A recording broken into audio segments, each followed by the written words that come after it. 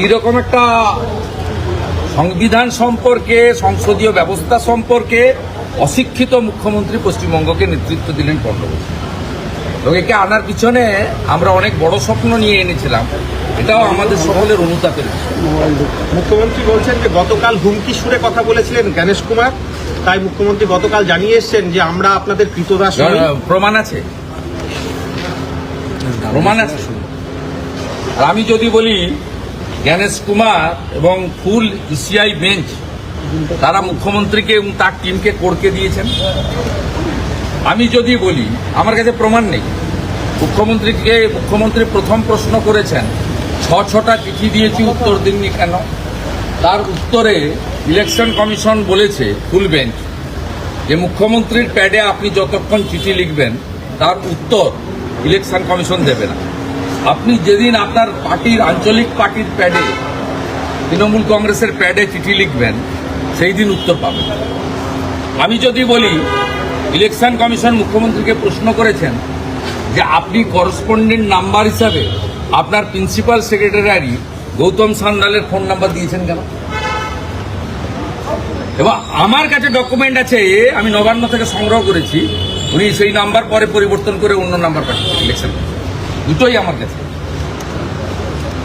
আমি যদি বলি মুখ্যমন্ত্রী যখন বলেছিলেন এসআইআর এ এই লোক মারা গেছে, ইলেকশন কমিশন তখন বলেছেন আপনার জেলা শাসকরা, ডিস্ট্রিক্ট ডিওরা অর্থাৎ জেলা শাসকরা, তারা ইলেকশন কমিশনে তথ্য এবং প্রমাণপত্র দিয়ে কেন আমাদেরকে জানাননি একটা কেসের ক্ষেত্রে? এর উত্তরগুলো মুখ্যমন্ত্রী দিতে পারবেন। আমি যেমন ওই ভিতরের ভিডিও প্রমাণ দিতে পারবো না, মুখ্যমন্ত্রী এইসব আষাঢ়ে গল্প মানুষ জানে। উনি পশ্চিমবাংলার যে মূল সমস্যা, যেটা এক্ষুনি আমি করে এলাম, বেকারত্ব,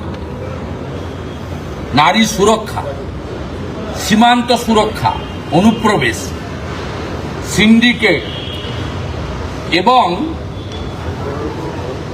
হিন্দুদের উপরে, হিন্দু দেবদেবীর উপরে, হিন্দু মন্দিরের উপরে, হিন্দুত্বের উপরে, হিন্দু ধর্ম পালনের উপরে যে ধরনের মৌলবাদী, জঙ্গি, জিহাদি, উগ্র ধর্মান্ধদের, জামাতিদের স্টাইলে আক্রমণ, এগুলোই পশ্চিমবাংলার মূল সমস্যা।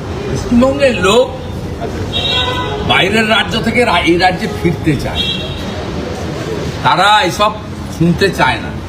আর মুখ্যমন্ত্রী চাইছেন এইসব ভণ্ডুল করে, কালকেও দেখবেন